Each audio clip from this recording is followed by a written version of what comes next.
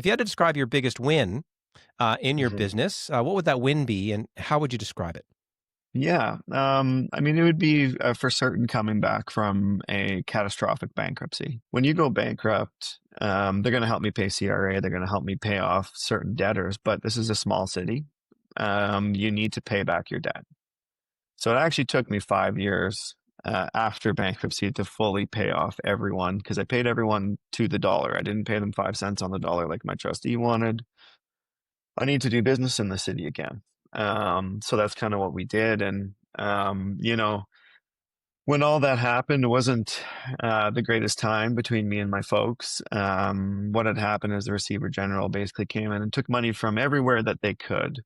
Since my parents were co-signed on a lot of things, it cleaned up their retirement in its entirety. They had been retired for 4 months, lost their whole retirement, lost every asset that we have, basically, besides the houses we lived in. But other than that, everything else was gone.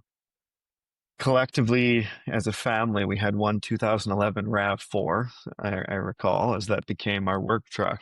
And I went back to Costco Wholesale and I said, hey, this is what's happened. I clearly can't do your snow anymore, but can I do anything for you guys? And they said, well, no, you're too high liability. I don't think we can. Then they called me back a short while later and said, actually, we do have something for you.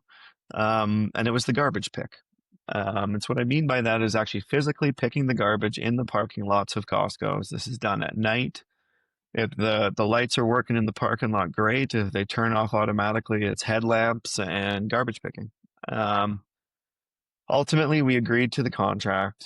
I gave my parents shares in this current JPS entity, and off to work we went picking garbage. Me, my mom, and my dad. They came out of retirement for an entire year.